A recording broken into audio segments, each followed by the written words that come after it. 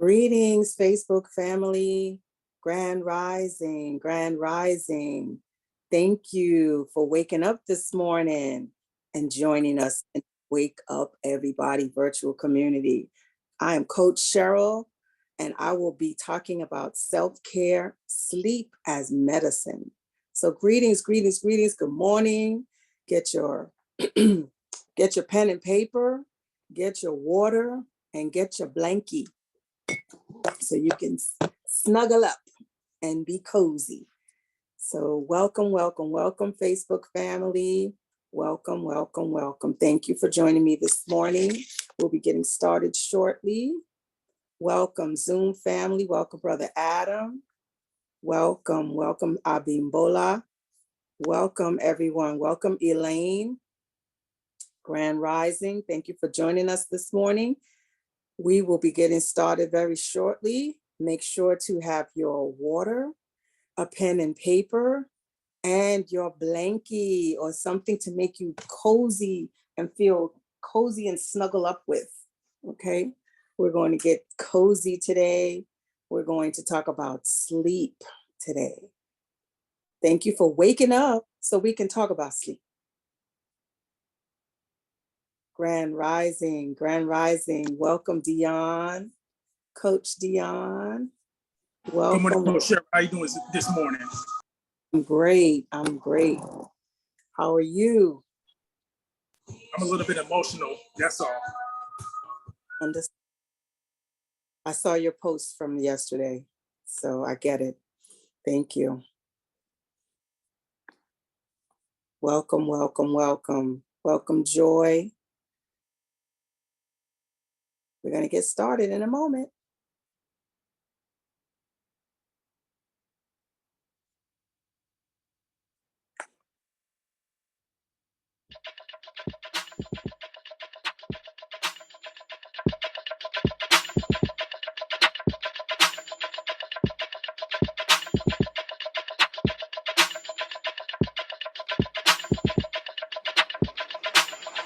Wake up, everybody. It's time to get up. Wake up, everybody. It's time to get up. Stay woke, stay woke, stay woke. It's time to get up. Stay woke, stay woke, stay woke. It's time to get up.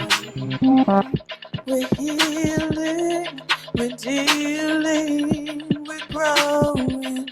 Together, together, releasing.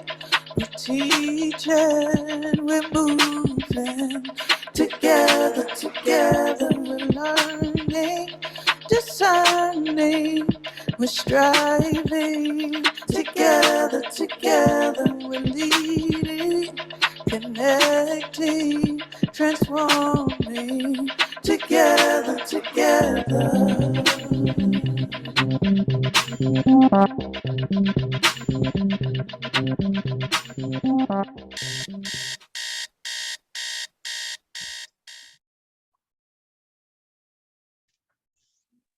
Grand Rising, wake up everybody, virtual.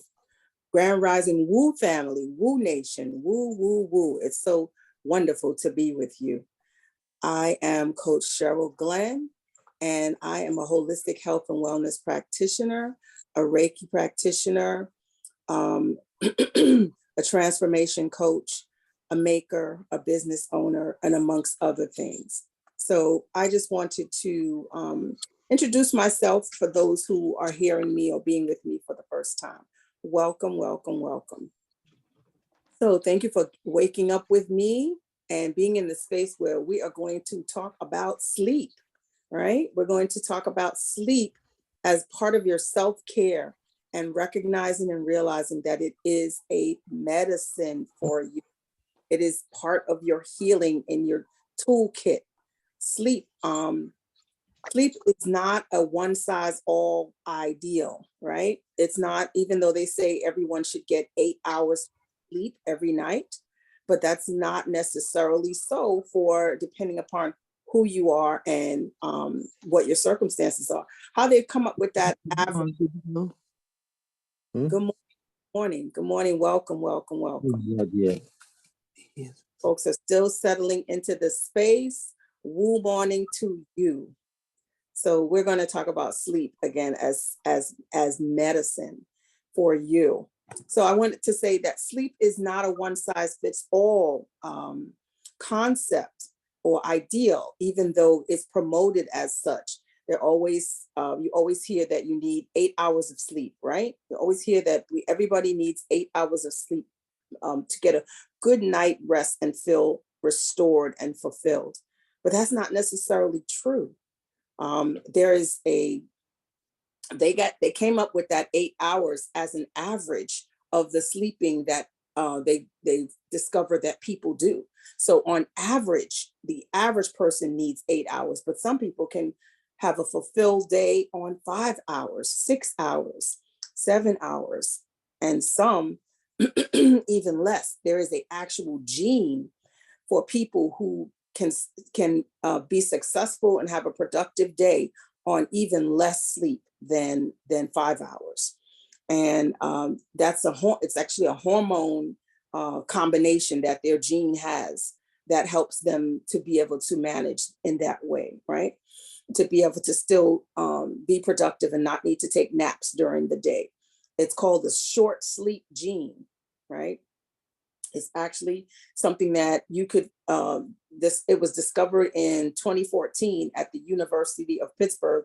They did a study. So you can ask your doctor about that or your medical professional about that to see if they know about that and if they could let you know if you, maybe through hormone testing, whether you have the short sleep gene or not, if you're a person who really doesn't sleep much, but still has a productive and effective day. And then you don't go back to like sleep in marathons on the weekends, right? So if you're able to function and subsist on very little sleep, that may be something that you have. So don't judge yourself if you're not getting 8 hours of sleep on a regular basis. So you can check in and find out if that's your situation. Okay, so that I wanted to put that in the space because lots of people, they are experiencing less sleep, but they still have a productive day. They don't feel tired. They don't take naps. They are effective.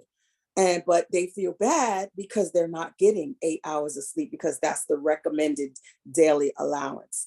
So I just want to put that in the space. And your sleep needs depend upon your age. Definitely depend upon your age. So babies, of course, 0 to 3 months need about 14 to 17 hours of sleep. So babies, they win. They need the most sleep. That's why they're up, they're down, they're napping, they're up and down all day and all night because they need a lot of rest. Because you know what? When they're resting, they're growing. They're stretching, those little bodies are stretching. I love babies. So 4 to 12 months, they need 12 to 16 hours of rest. And then by they get to 2 years, they need 11 to 14. And they're still growing rapidly. Babies and little children grow so rapidly that sometimes you look at them before they go to sleep, and then when they come back, and like, you've grown, you've changed. I've had that experience looking at little babies and thinking, wow, that sleep really did something. They've changed. That something's different about the face, or look, you look a little longer. Let me measure you. So sleep is really, really required, and it's a place in which growth is happening. Growth and development is still continuing to happen, especially for the youth, for the young ones. Now, when they get to around 3 to 5, they need about 10 to 13 hours. And then the ages 9 to 12, they need 9 to 12 hours, strangely enough, that coincides. By the time they get to 13 to 18, the teenage years, they need less. That's when around 8 to 10 hours becomes the norm.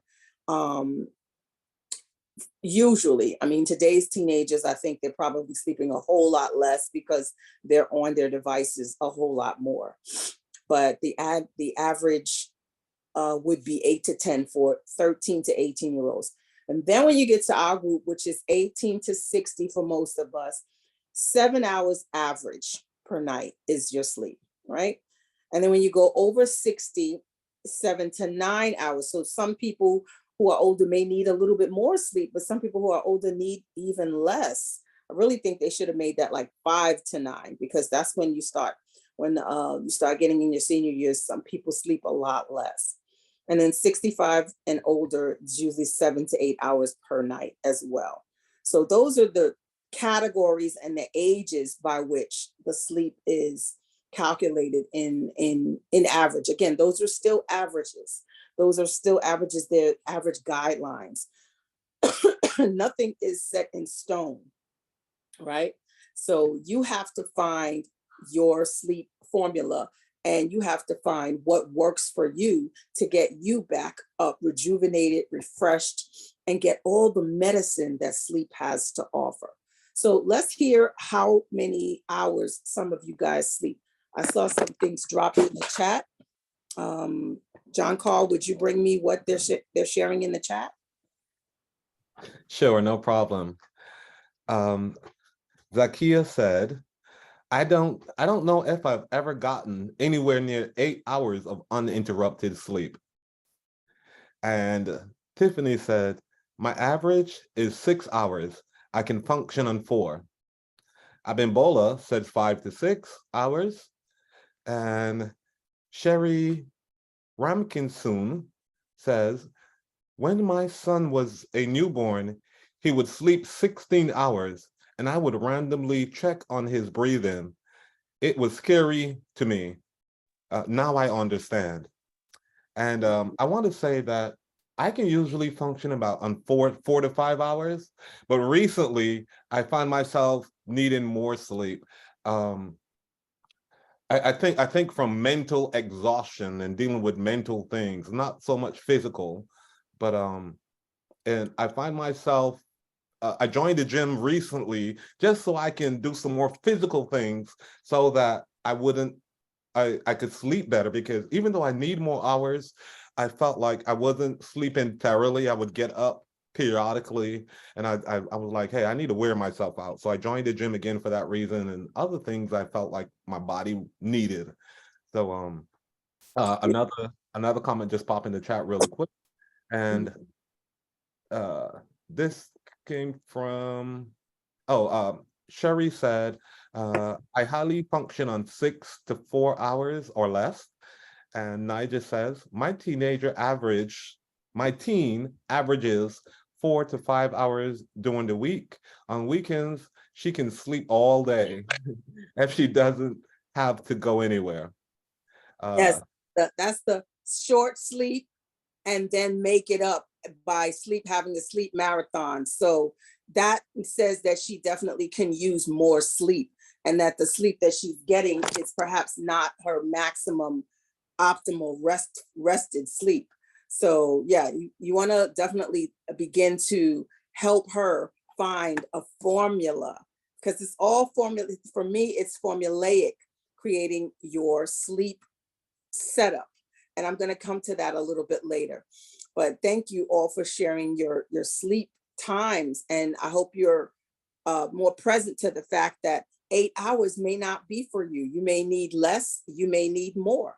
It's up to you to find out what's actual and how you feel. And I encourage, keep a little journal, keep a little journal next to your bed. So, wake up, how do I feel? And then write it down, or even write it in your phone, or put a memo on your phone, a voice memo on your phone. So you can see, I had X amount of sleep, X amount of hours of sleep. I woke up one time or didn't wake up. When I woke up, I was up for 5 minutes, or I was up for 20 minutes, or I couldn't go back to sleep for an hour. Journal all of that so you can begin to have your own personal sleep study for yourself, so you can set up a formula to find out what's the maximum, what's the optimum I need to get my optimum rest. Now, sleep, what do you think the medicine is in sleep? What do you feel the medicine is in sleep? Anybody want to come on and say? What's some of the things that are I mentioned earlier about the babies. They're actually growing, they're stretching, they're getting wider, they're getting different as every sleep that they take. But we're also having changes happening to us in our sleep. Anybody want to go for it? What do you find, or what do you think are the changes that are happening with your body, with your mind in your sleep? Good morning. Yes, good morning, everyone. I think when I'm sleeping, I feel like I am like recovering, renewing. Like I feel like, yeah, things are healing and repairing themselves while I'm sleeping. I don't know. That's just my theory. And thank you. That's my sissy poo. Salam, sissy poo. Assalamualaikum. And where's your face? Okay, if you say so. Good morning. Good morning. Good morning. Yeah, thank you. Thank you for putting that in the conversation, because yes, your sleep is rejuvenating you, not only rejuvenating you, but it's restoring your body. And I think someone mentioned in the chat that it's doing repair, it's doing restore, it's doing resets, it's doing so much medicine to the mind and the body. You're actually leaving your body and letting your body do all these amazing things while you, however you want to call it, spirit, soul, your essence is not in the body when you're sleeping.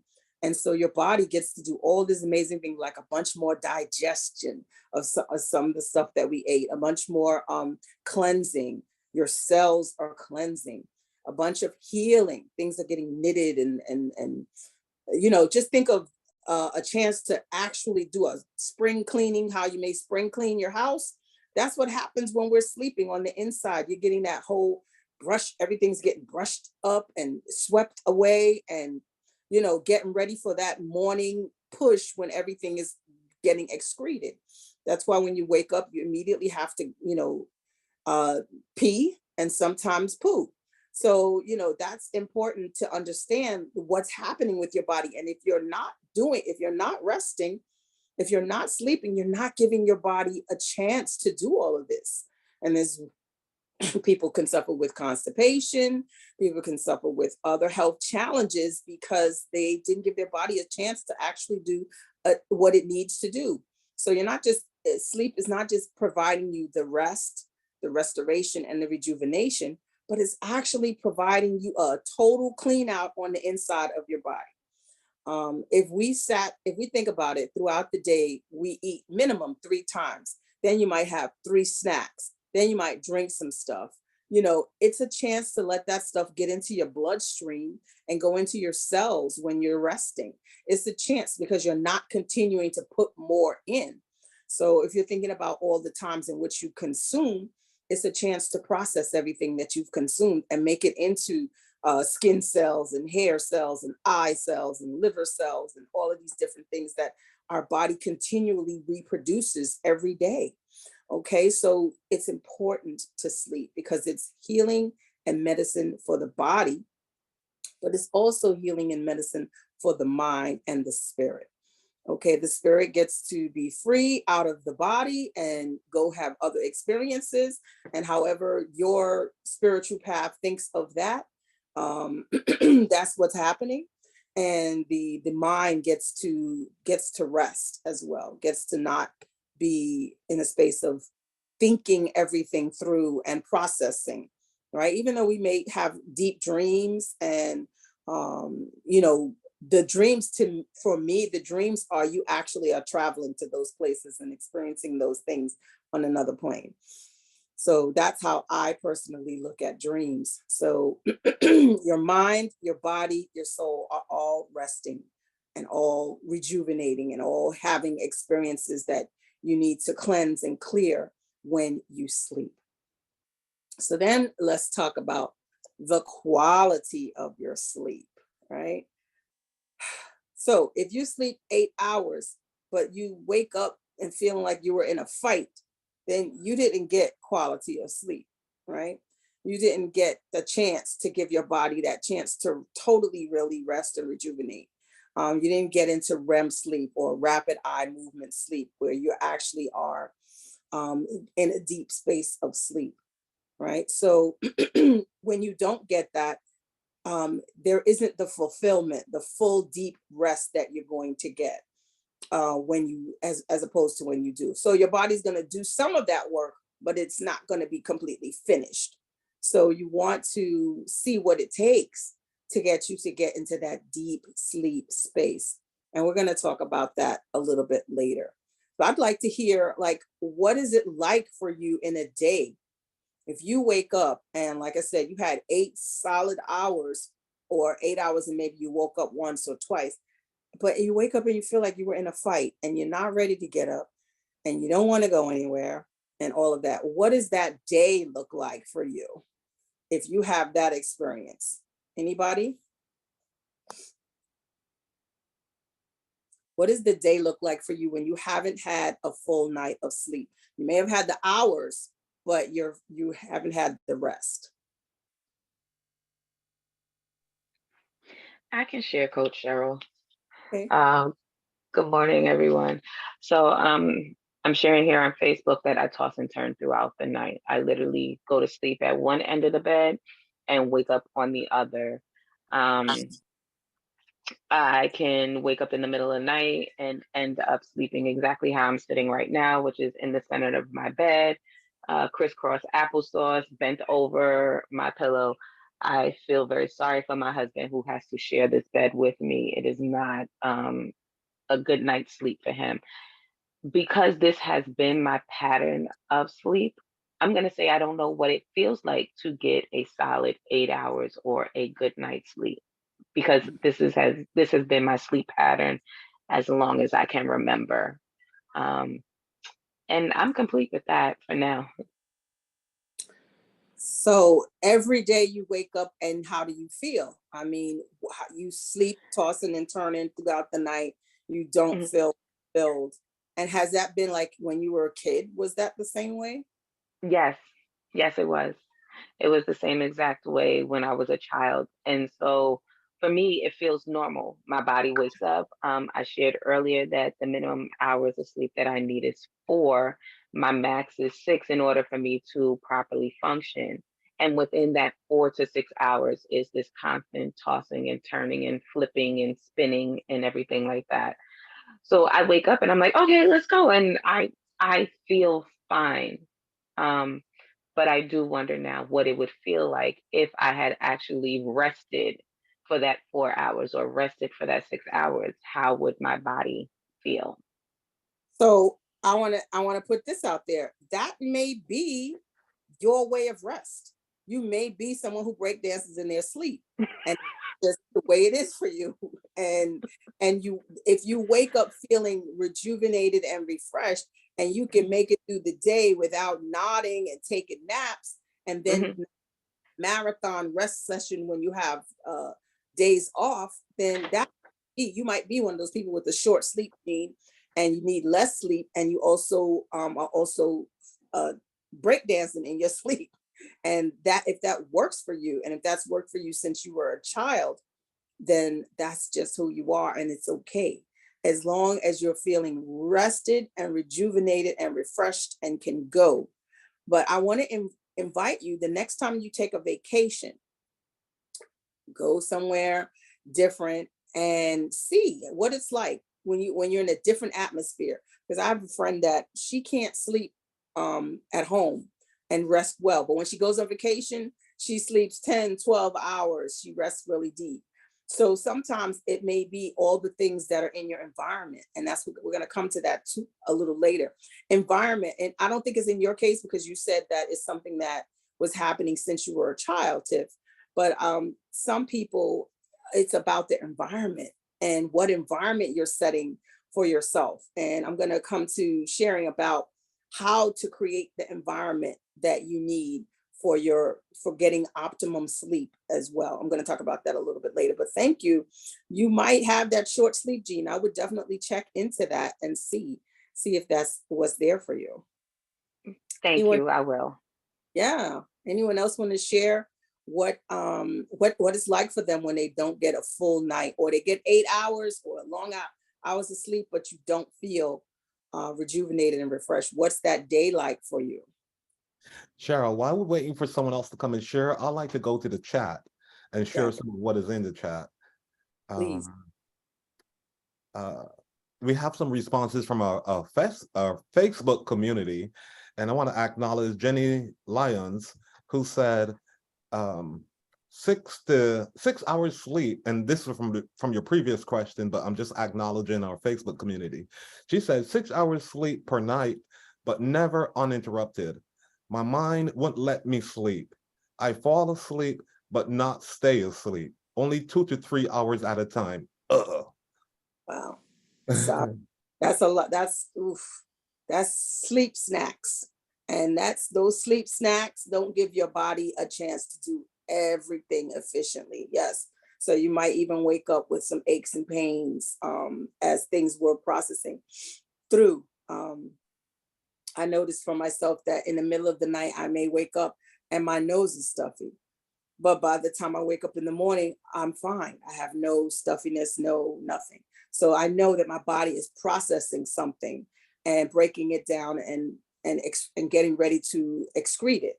So if you're doing it in like 2 hour intervals, you have to. There's a circadian clock that I'll send you guys the link for that.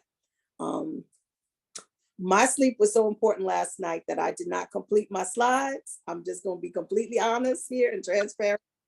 So my slides, yeah, I did. I said, I'm not going to do a sleep presentation and be halfway asleep myself and dozing off and tired. But so my slides didn't get complete, but I will, things that I wanted to share, like the circadian rhythm in terms of like looking at what is happening with your body at different hours. I will definitely post that in Facebook and let you guys see the chart and see what's happening with your body. As long as those things are continuing to happen and you feel like refreshed when you wake up, Jenny, then you might also have a short sleep gene. But I want you all to bear in mind that I'm going to share a little bit about the formula and what's needed for your sleep. So I want to hear one more share of what is it like? What is your day like when you don't get a full night of sleep, when you don't get a restful sleep? One more share for that, and then I'm going to go into what's needed to make your sleep good. I like to invite. Uh, uh, I like to invite. Okay, we have a hand raised. Sister, please come in. Hi, good morning. Good morning, everyone. Good morning. How you feeling, Coach? I'm good, even though this frog hasn't jumped out of my throat yet from sleep. I'm good. How are you, beloved? Well, I don't get enough sleep. I'm so miserable. I'm actually, my body's in pain. I get this weird feeling inside of me that I can't quite explain. It's almost like it's like this. It's not like it's not a regular tingly feeling, but it's like this weird. I guess it feels like I can feel my cells in the insides. My eyes are tired, cranky. It takes a while for me to, if I didn't get enough sleep, I'm in this painful state for at least like 30, 40 minutes before I'm able to shake it and kind of wake myself up. But it's like it's a feeling of, oh my God. That's the only way I could describe it. I get it. Get it. The feeling of just being incomplete. And then out of that incompleteness, there's pain things that didn't get finished being done. So it sounds like you do not have the short sleep gene and you want to look at creating the formula for your getting your deeper sleep and getting that proper rest. It might not be that you need 8 hours, but maybe you need 6, but they need to be 6 solid, deep REM sleep hours. And then you wake up and you might not feel that. You might feel like, yes. So that's what I'm wanting everyone to feel, like feeling that rejuvenated feeling, like ready for the day, like feet hit the floor, ready to do whatever is necessary. because I know when I'm the time that I feel that the most is when I'm fasting, when I'm doing the month of Ramadan, or if I'm doing a deep cleanse fast, a juice fast. I feel like eyes open, ready to go, and the body is doing everything it needs to do because it's not continuing to take in a whole bunch of stuff, and it's processing, and it's doing a deep, it's like having nobody home and you can empty out all the furniture in the house and scrub it from top to bottom. That's basically what the body is experiencing when you're doing a detox or a fast of some kind, especially a juice fast or like a fast for Ramadan, or like the water fast that they have. The master cleanse is called, which is like a lemonade type fast. Those fasts will definitely give your body the chance to do the work that it needs to do. That's when your sleep is more efficient and will be shorter. You can actually not need as much, because what sleep is doing for us medicinally is it's giving us rest, it's giving us rejuvenation, it's giving us restoration, it's giving us a reset. That cleansing piece is there. And clearing is giving us a clearing, mind, body, spirit clearing. You want to clear something? Sleep, take a nap, go to sleep, wake up, and you'll be different. It's also helping improve focus, improve memory and productivity. It's because all of that other stuff that you were focusing on yesterday about, it's clear, it's gone, it's let go, so that you have space you have a clean slate. Think of a white sheet of paper with no words on it, and you have the space and the possibility to create and write whatever words you want to write on it. But if you wake up and your paper is crumpled and your paper got stuff still on it, then that's what that's like when you haven't had a full night's rest and got your rejuvenation and your healing and your cleansing all going on. So thank you for putting that in the space. I see the chat is popping over there. John Carl, would you share with me some of what's being said? Sure. Let's go back up here a little bit.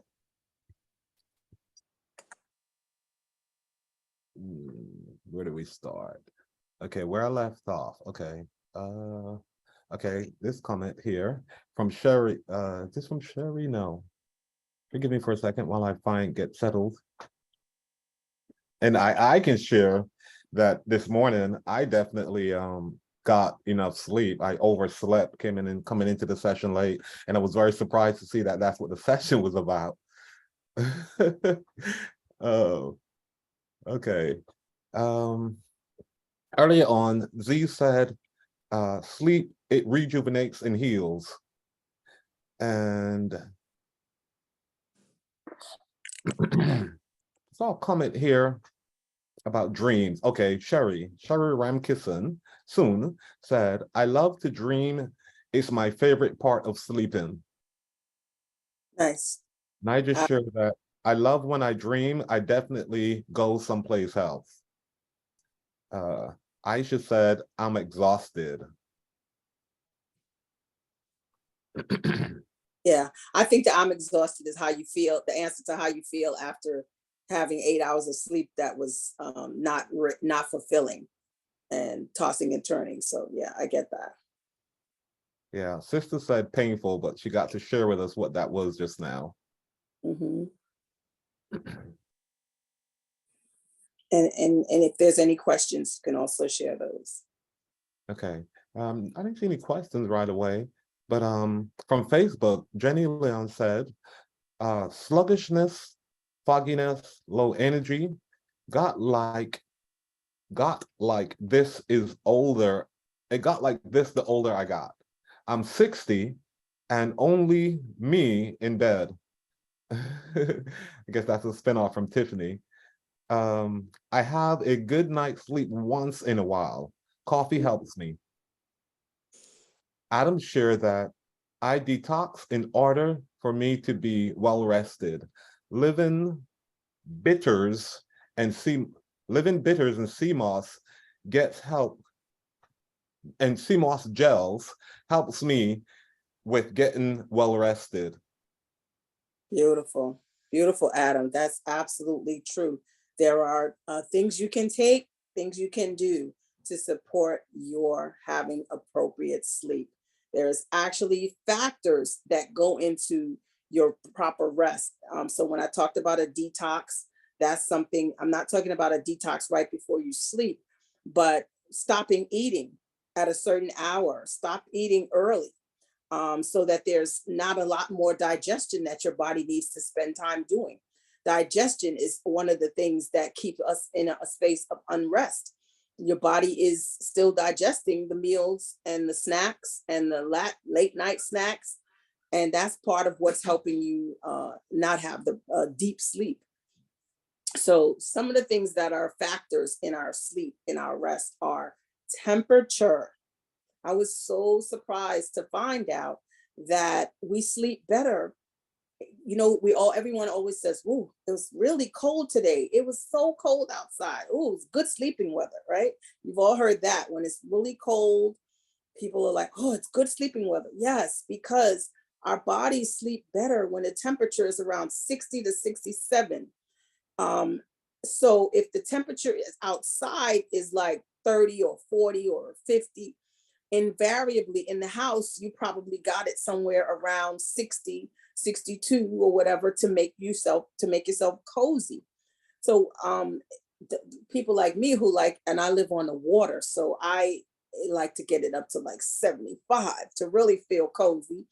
But I will open the window a little crack just so some of that fresh air can come in. And the example of that for me was just last night when I was saying, okay, I gotta go to sleep so I can get up and be refreshed for the session. And I went to bed at a decent hour, and I'll share more about what that time frame is. And middle of the night, I woke up twice. One of the reasons was because my husband and I were sharing space, and he had the television on, even though he was watching something that had it had no words, but it had a little sound. And I had my little situation set up, but I woke up twice. And in that waking up, the second time is when I realized the window is not open. It's not cool enough in here for me to get deep into that deep sleep. So I asked him, he opened the window, and I knocked out. I was gone. I've learned that recently that little bit of cold air is what helps you really get deep into that deep rest. And all I can say is it's just the way your body is, and the melatonin levels that your body needs are being supported in that cold air, right? So melatonin is a natural chemical or hormone that your body creates, right? And your body starts creating that melatonin, and it's like around, I think it's around 7 or 9. I have to look at the circadian chart. It's around 7 or 9 p.m. And then it starts creating less of it after midnight. So you want to get into bed before midnight, if that, wherever and whenever possible. I know a lot of folks are nighttime people, or they may work a night job. So you have to work this for yourself. You have to maybe fake your room out so that you think that it's midnight, right? So that your body thinks that it's midnight, whatever you need to do. So I'm going to backtrack. Temperature is important. Making sure the room is comfortable to you, but there's a little cool air coming in somewhere, or even if you have to have a fan, or like some people will put their feet outside of the covers, whatever it is, so that there's a little bit of cool coming on, even though you're bundled up, with the blankets, because it's New York, and it's in the 30s now. So what's today? It's 34 today. So yeah, we're just above freezing, and we're like definitely with our blankets. So, and though you may not be in New York, some of you may not be in New York, you know what exactly I'm talking about.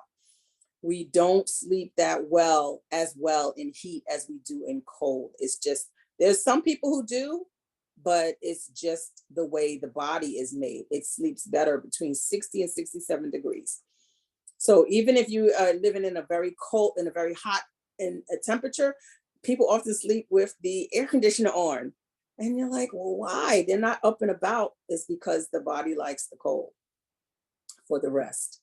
All right. So that's something to consider, making sure that you have some way in which you're bringing a little bit of coolness into your space, or into that your body is getting cool. Then, like I said, the genes are also a part of looking at what is a factor in your rest. Do you have the short sleep gene? Find out about that.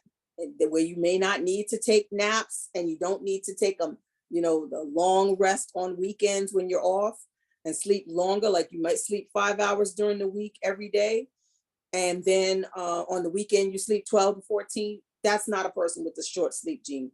The person with the short sleep gene sleeps 5 hours, 4 hours all the time, and they're refreshed, and that's all they need, right? So find out if that's you. And if that's you, then you don't have to feel guilty for not getting 8 hours of sleep, okay? And give the body what it needs. Those are some of the factors to consider, the genetics and the temperature, but give the body what it needs for a good night's sleep. Give it a wind down routine. I want to hear some of you guys' routines. What is your routine to get you into sleep mode?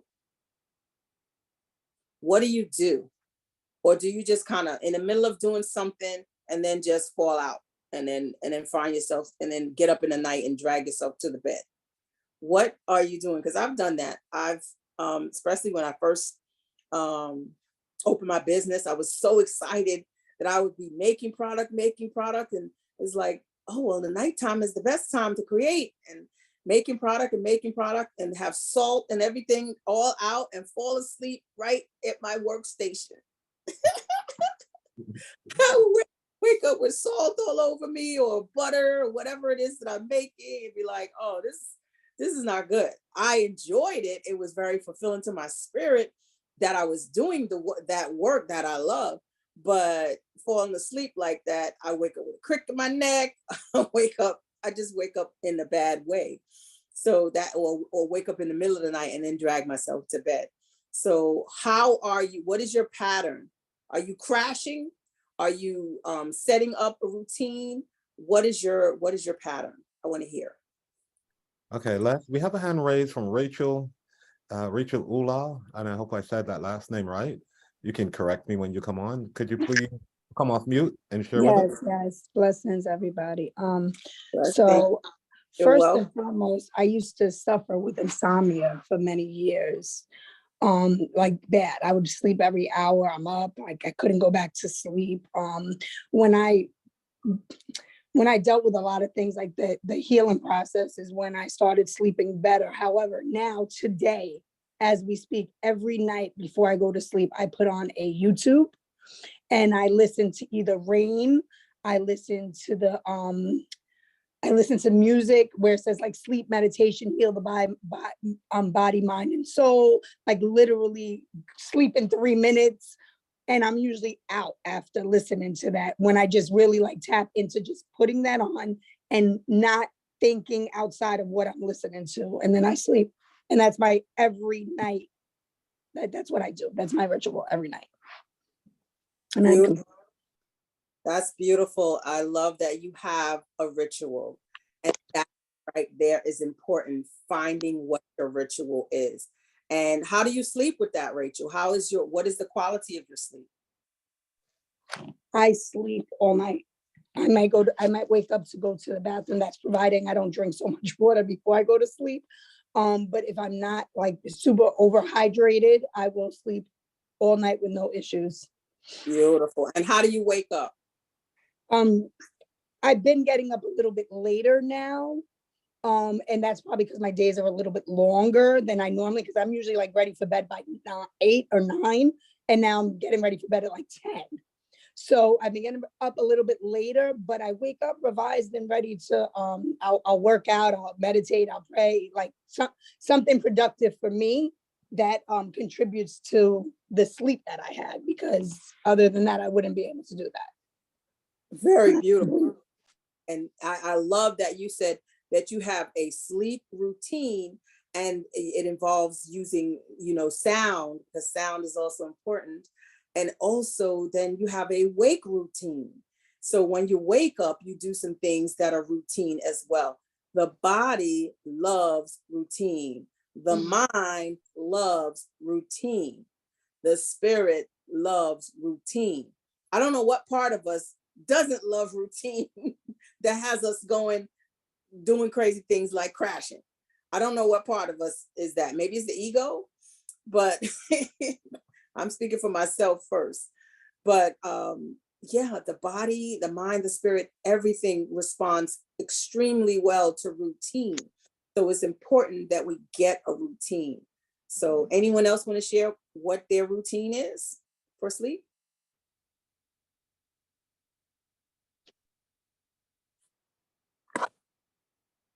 Did everybody fall asleep? I'm here, Coach Sheryl again. It's Tiffany. So I shared that once I put on my sleep clothes and I get in my bed, I like to watch classic TV. Don't judge me. Classic TV for me is the 80s. So I put on the Golden Girls, or I play a video puzzle game until I literally feel my eyes get heavy. And then I'm like, oh, okay, that's it. And game code, put it down and go to sleep. But the TV is the white noise for me. So if you see me sleeping and you come and like, oh, well, let me turn her TV off, I'm gonna be like, who turned my TV off? Then put back on. And that I know comes from having a very busy household growing up. There was always someone up, people were on different schedules. There was, always some type of light um activity not in the background. So not necessarily calming white noise like air conditioners or water or anything like that, but the sounds of life and business. So to me, the TV replaces that because the Wow, TV thank shows, you. particularly like the Golden Girls that I watch, are I'll people's plug this everyday into lives. I'll plug the outlet in because this uses up battery. I'm complete. Thank you. Thank you, Tiff. And it seems as though what I want to say to you is that, yeah, the TV is nice to start the unwind process. Okay, if you want to watch the things that help you unwind your mind and get your body in a relaxed mode, that's fine. But when you find yourself starting to doze, it's time to get up and remove yourself from the TV. Reason being, the TV is giving off the TV is giving off energies and lights and pulses and things that are affecting our body, and you don't want to sleep with it on. Okay, it will contribute to poor rest. It will contribute to it just will contribute to an unhealthy situation. And people think, oh, I can't fall asleep without TV. It's an addiction. It's an addiction that you would have to break to the chemical energies that are being activated within you by the television, by watching the screens. So I would say you can use it to unwind, but begin to divorce yourself from falling asleep with it on to the point where if someone turns it off, you wake up. Okay, because that's something there's a connection there that's happening that is being broken when it gets turned off, and you are used to that connection. So yeah, you can Google it and look it up, and the holistic world is very much well known, but I really wish I could tell you the actual terminology. It's not in the top of my head in this moment, but there is a connection to what's happening with your body when you fall asleep and sleep with the television on. So bear that in mind, but I'm going to give you a suggestion as to what to do to replace that. Because another one of the factors that is important to us, as was brought up, is sound. So we got air and temperature. We have light. Light is another factor. It's important. The TV is giving off a certain kind of light as well. So that's part of what's causing that reaction. So sound is important to be conscious of and set the environment of intentionally. The air, be intentional with the air and the temperature, and be intentional with the light as well. Okay, so those are really three big factors that go into the kind of sleep that you're going to have and how you're going to sleep, and how fast you'll go to sleep. Okay, because we can get into bed, but some of us don't fall asleep for 30, 40 minutes, an hour before we actually get into bed. I mean, from the time we actually get into bed. Me personally, I've gotten to where I can fall asleep within 10 minutes once my head hits that pillow, and sometimes even less. So it's about the environment that you set up. And we'll talk more about that. I wanted to hear other comments on, and I see another hand raised. So Yes, I want to invite Sheryl Ramkison. I think she definitely got the assignment this morning. She looks really comfortable as she's lying there. So please come off mute and share with us. And Sheryl, in acknowledgement of the time, also our yeah, morning announcement. I will acknowledge the time. Did Sherry go to sleep? No, I didn't go to sleep. Good morning. Good morning. Yeah, I actually was just gonna mention that routines with the sleeping, that's when I had raised my hand. It's funny because it definitely it takes a toll when you have like a family. When I didn't have a family and I was in college, I was able to stay up for like 48 hours sometimes, which is cat naps. And then when I became a mother, um, I believe like I don't know, maybe I was falling asleep at like 9 o'clock at night, which never used to happen.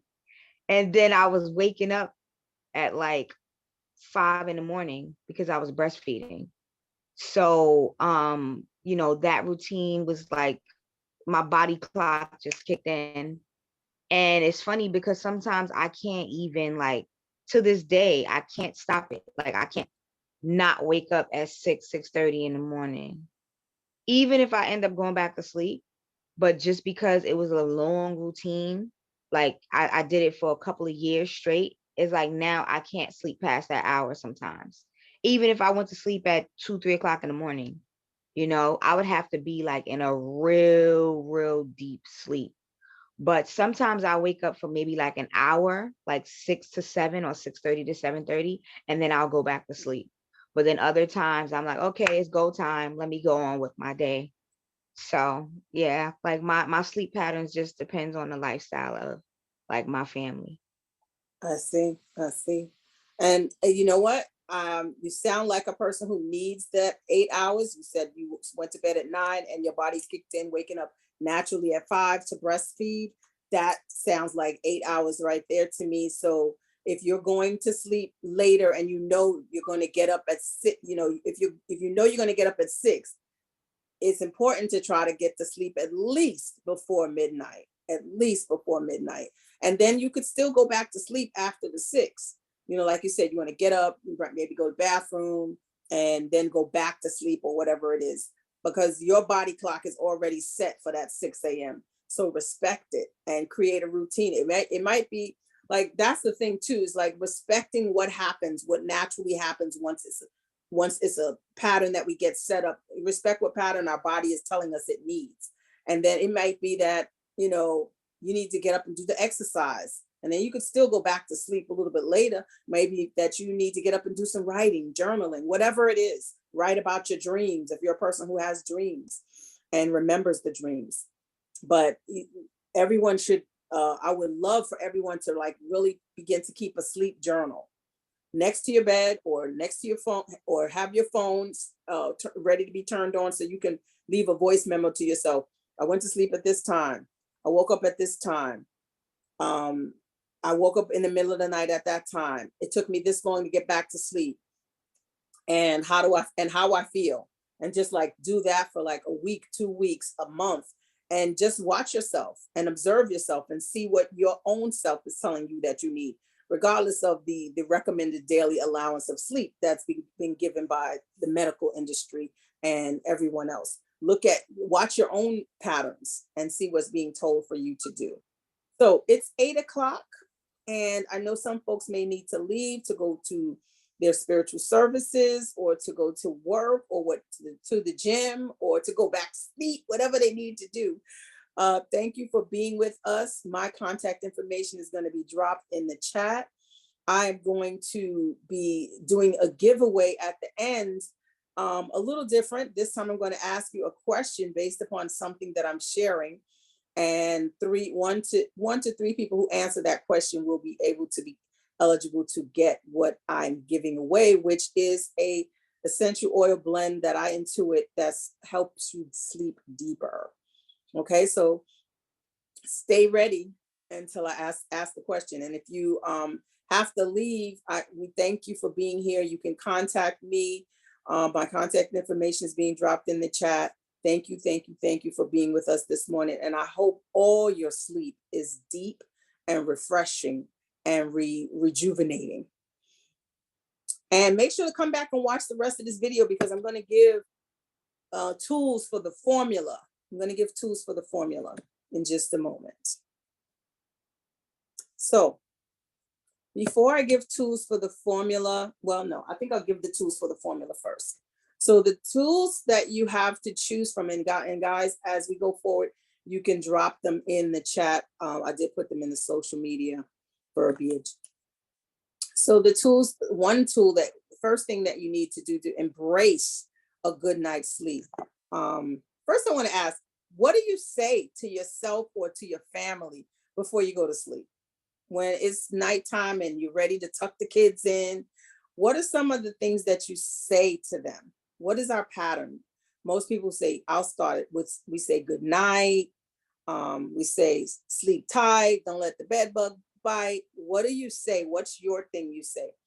I want to hear what everyone is saying. And you can just come off mute or raise your hand and share a thing that you say to say good night, or to end the night and to close the night. Anybody? So Cheryl, I see a hand raised, but I have a teenager, and I dropped that in the chat earlier, and she does not go to sleep before midnight. So before she goes to bed, she'll wake me up, and I'll tell her, set your alarm and don't you dare miss that bus. Okay. The alarm and don't miss the bus. Okay, great. That's her instructions before bed, right? So what are some of the other things that we are saying to each other before bed? Some of the last things that we say to each other or to our kids, to our spouse, anyone? I Hi, tell good. them I love them. Oh, Yes. sorry, I can't see who else's hands raised. I'm sorry. On two devices. Okay, I heard I love you, and then someone else was talking. Yes, I was saying my name is Phyllis, and I say good night and I love you to all my kids before bedtime. Beautiful, beautiful. Very nice. Anyone else share what they say before sleep? Likewise with Sister Phyllis, that's the same thing we say. Good night, love you, and yeah, the day is complete. Yes. Anyone else? I'll share. Well, when my kids were younger, they're older now, but when they were younger, I would be lying if I didn't be truthful, right? So my thing was always, I love you, but you better be sleeping in 10 minutes when I come back in this room. Yeah, yeah. Okay. Very good, very good. I saw a see you in the morning. I think Shawnee said, I think that was Shawnee.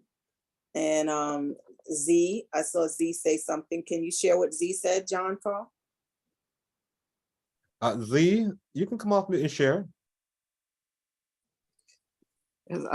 Especially when I'm with my grands, I say good night, sleep well, pleasant dreams. I love you. Nice, nice, beautiful. And there were a couple of hands. Okay, did they put their hands down? From the chat, Catherine says, have a peaceful rest. And Tiffany said, see you in the morning. Nice. So go ahead. Yeah, I like to share some of the stuff I've heard over the years. And it'd be sleep tight, don't let the bed bugs bite. And also sweet dreams. Sweet dreams. Some of the stuff that I've heard and said over the years. Yes. Definitely some of the phrases that I've heard, and there some of them are, of course, buena noche, good night in Spanish. Go dodo-bye, go to dodo-bye. Say to the little kids, we want you to go to night dreamland, or go to dodo-bye now, or Dodabai, I think that's Belizean. I don't know. It's probably some form of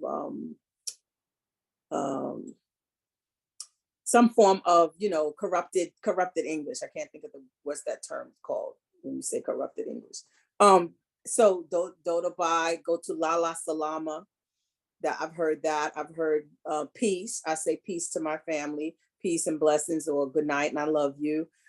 So we're saying all of these things to our family, that our loved ones, because we know they're going off to some place that we want them to have, that we're not going to be with them, and we want them to have a good experience, right? So we're basically, good night is setting you up. It's like your intention for them, and you're giving them your intention for them. So that's part of a routine. You're setting them up for having a good night's rest. You're setting them up for being able to go into the land of the dreams and to come back successfully and have a successful sleep, right? So that's why we say all of these things, because our person is going to be apart from us, and we're going to be apart from them, mind, body, and spirit, right? In some cases, we might be right next to them bodily, but we still won't be with them in spirit and in mind, right? And so what I want you to be present to is important, just as important is that routine that you're setting up to an intention that you have for your loved one. You have to set up a routine and an intention for yourself, okay? And that the sleep and the mind, body, spirit will respond beautifully to the routine, as you heard, right? So one of the things you want to do is prepare your space. And this you can do during the day in advance. And admin, if you would put the prepare your space section into the chat so folks can copy it if they like. Make your bedroom a sanctuary for rest. And how you can do that is darken the room with blackout curtains if you need to, especially if you work during, you work during the night and you sleep during the day. You might need to do that. Make sure you're not near your router. Just like your TV, your router is giving off signals and energies and things like that. That is also impacting your sleep, your rest. It's giving off a lot of, whatever the waves that create 5G and 4G and megahertz and all that, that's impacting us. Please believe me. Don't care what they say. Some of us will know that we slept better before we had those things, for sure, right? Some people even believe in not having them in their homes at all for that reason, right? So make sure that there's no lights on. That means TV. That means the LEDs from your clocks, from your devices. That blue light is really very detrimental to impact how we rest. It's affecting our rest when the blue light from the, it doesn't look blue when you look at it, but it is a blue light that is coming from our devices, right? That's the form of light. And it disrupts your body's melatonin production. And the melatonin is what the chemical that the body uses and it produces to regulate our sleep. And so get in bed before midnight as much as possible, and then begin to wind down. After midnight, the body produces significantly less melatonin, and then you're less likely to have that deep REM sleep. So prepare your space. Make sure that you have the noises and the sounds that you want to have. I'm not talking about TV. If the sounds of family is what makes you rest and makes you feel like you want to sleep, record it on your phone and play it on a loop. But still don't have your phone right at your pillow. Have your phone like walking distance away from you. Okay. So that's part of preparing your space. Prepare your body. Make sure you're wearing breathable fabrics like cotton or silk. Our skin is the largest organ and it needs air and the freedom to breathe. And one of the places that I always, especially with my children that like to sleep in the buff in the summer, is cover that lower back. The small of your back heat escapes through there. You can cover the top of your head if you want. Most women, we wear our bonnets and whatever, we're protecting our hair, but we're also keeping heat into the body from wearing the bonnet. But that lower part of your back, it's a space for releasing heat. So you want to definitely even just have a little cotton cloth or a little t-shirt, even if you sleep in the nude, make sure you have a t-shirt or something that you can wear, cotton preferably, that is long enough to cover that part of your back. Okay. And then, like I said, we sleep best in 60 to 67 degree temperature. So let some air in just a little bit. You can have the window just at a crack or have that foot out of the blanket. And some air, breathe some fresh air coming on it so that there's a coolness that even if you're under really thick blankets and you want to, the room is cold and you want to feel the comfort of the blankets, make sure one part of your body is got that foot out or something so you can get that rest. No caffeine after 3 o'clock in the afternoon. I love coffee. I love the taste of it. I love to mix it in my tea. I love a chai tea with a shot of espresso. But when I have it at 3, 4, 5 o'clock in the evening, my sleep is definitely impacted. I, first of all, take longer to get to sleep. I'll start doing stuff and then I'll look up and it's 2 o'clock in the morning and I'm like, what happened? I didn't get sleepy. I didn't feel down. I didn't get into any routines. I'm so busy, with my hands, creating jewelry or whatever, doing things, writing. Stop with the caffeine. Stop with the caffeine. Have it earlier. Have it earlier in your day. Make dinner an early evening event, right? Make sure to have your dinner. What does caffeine do for you? What does caffeine do for me? It's not about the caffeine with coffee. For me, it's about the flavor of coffee. It's about the flavor and the enjoyment of the experience. It's probably something that makes me feel close to my mom too, because she's a coffee drinker. I never used to drink coffee until I started working in my late teens, until I started working a job that I had to be to work very early in the morning. And people suggested it. I was a tea drinker. I basically drank my peppermint tea all the time. But I did get started liking the flavor of coffee. Caffeine is really a drug, and it definitely does a lot of different things to the body that is not supportive of you sleeping and resting. So the next thing, like I said, you want to make dinner an early evening event. So if you say you work late and you don't get in until 9, then that means if you eat at 9, give yourself 2 to 3 hours before you go to sleep. 2 to 3 hours. So your body can start the digestion process, right? So of course you may want to stretch or exercise a little bit before sleep as well. And if you can't do a full exercise, just some stretching up the arms, stretching them out a couple of times, stretching the legs, roll the hips, like let the blood get flowing through your body and release the weight of the day. Release the mental and emotional as well as physical impacts of your day by moving your body. And you may even get up and just dance for 5 minutes to a song, whatever is your jam, whatever is your thing. Of course, elevating your legs on the wall. And when I say that, I mean laying on the floor and say, this is the wall and this is your body. And your legs would be up like that. I don't know if anybody can tell what I'm doing. Your legs would be up against the wall like that. This is the wall. This is your body, your bottom, and then your legs are up on the wall. A straight line. That stretches everything.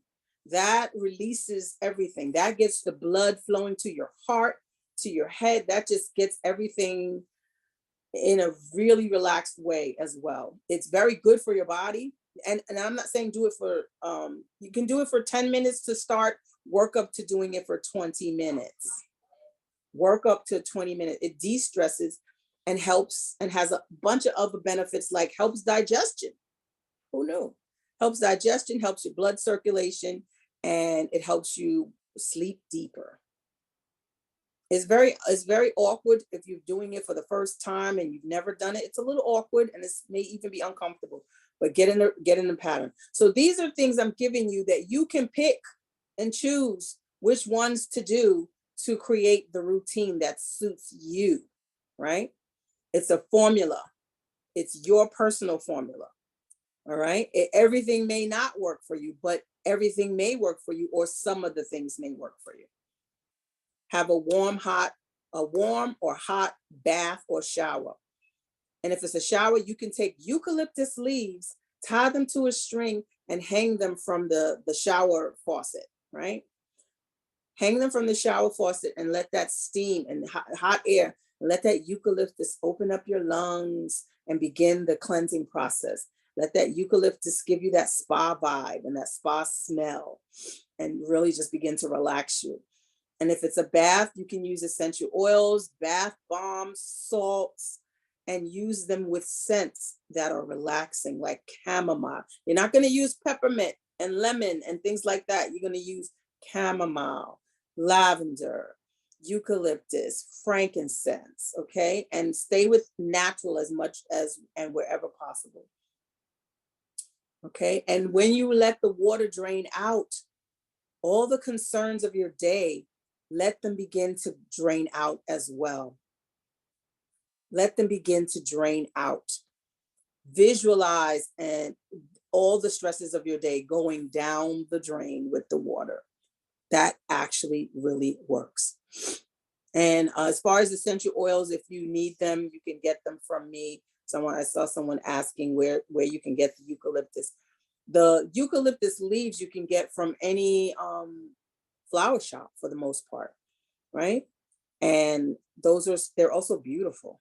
They're also beautiful. You can put them in your bathroom, but lots of people keep them tied to the shower for that purpose, to relax them. Okay. Oil your body with something like coconut oil or sesame oil, and use essential oils that are also great for sleep, such as vetiver, valerian, frankincense, German chamomile, in a base of sesame or coconut oils or shea butter. You are not only creating the yum effect for your body, but you're also relaxing the body. Like if you take your time and massage it in when your body is moist and you're still in the shower, and you let your mind just go and just be with the massage. Like Sister Sahu Speed always says, loving you, loving your body, love on your body, touch your body. Okay. And you can also drink a hot cup of chamomile tea. I like to have it with a little bit of almond milk. Just heat up the almond milk and a piece of ginger. The ginger helps the digestion begin, and the chamomile and the almond milk make the winding down process begin. All right. And then prep the mind while you're in bed. You can write in your journal and release again more of the day. Read a book, not a book that's exciting. Don't read about, don't read something where there's a murder happening or something. Read a book that sort of quiets your spirit. Read your scripture, if that's what you're into. Read your affirmations. Then I love playing rain sounds. Something about the coolness that the image brings, and something about the sound. We sleep deeper in rain. So every night, especially if I had a full day, I'm playing my rain sounds, and I'm going to share those with you. Make sure that if you're using the rain sounds on say you're playing it from YouTube, make sure to use one that has a dark screen, and then face down your device so that your device is not creating that light again. But on top of it all, you can always wear an eye mask. I used to think that those were like so pretentious, that like, oh, why are they wearing the eye mask to make it seem like, they're elegant or something. But it's not about that. Put the eye mask on. It literally blocks out all the light. And make sure it's not one that pressures your eyeballs, because I've had one like that, and that's uncomfortable. But make sure that it's just gently on your face and you have room, so that you don't feel like, for me, I have a little claustrophobia. I would otherwise feel like claustrophobic. So make sure you have a nice little cotton or satin or silk eye mask. I was going to pull out mine and show it to you, but I don't know what I did with it. So have an eye mask. They are wonderful for blocking out any remaining light, right? Then, of course, you're going to say your prayers, your affirmation, but also, just as we say good night to our loved ones, and we say sleep tight, and we say beautiful things to affirm, even if it is, make sure you don't miss that bus. We are setting the intention of what we're expecting for them, for their night, right? And into their morning. Set your intention. I intend to sleep X amount of hours. I want to wake up refreshed, rejuvenated, and ready to go. And I want to have gentle dreams that are not nightmares. Set your intention. Speak what you want. Speak what you want. Excuse me. My Southern accent just came out of nowhere. And then allow yourself to doze off into sleep. And trust me, when you create the formula for your routine, it will work to support you. So, anybody have any questions before we play my little, we're going to play a little rain video to just kind of give you guys a feeling of what it's like to listen and be with the rain video. Anyone have comments or questions?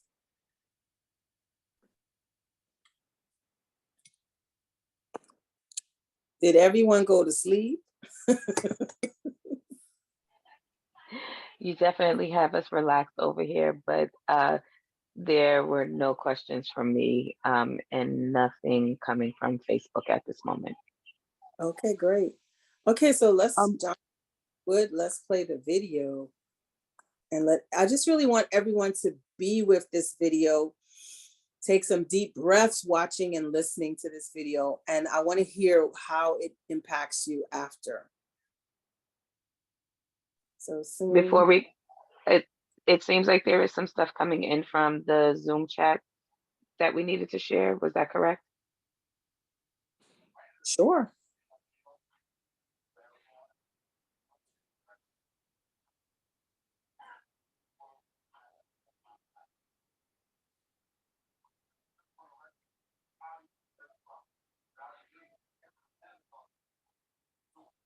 At your command, Sheryl, I'll start to play the song, the video.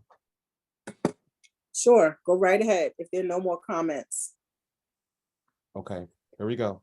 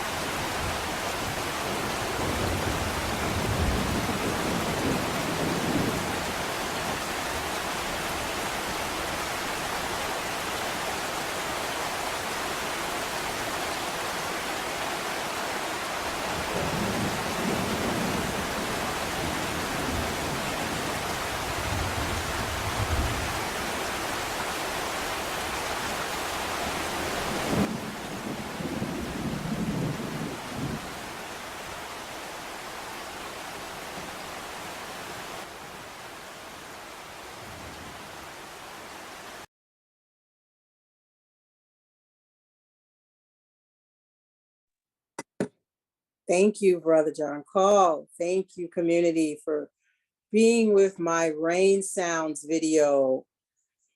That video is not the one I would choose to go to sleep by because it's got a lot of light.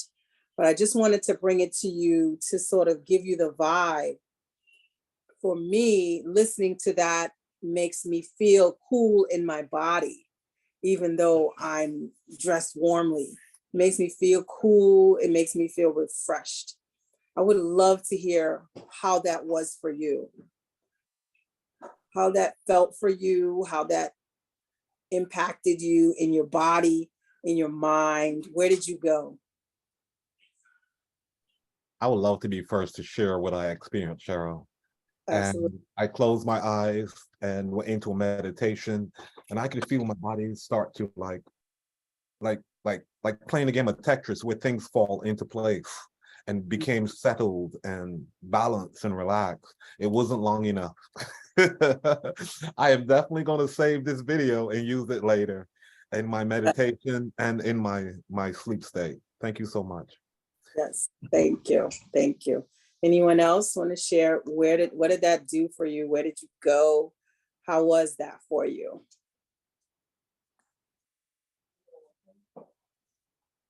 Jennifer, I see that you're on mute. Would you like to share with us experience?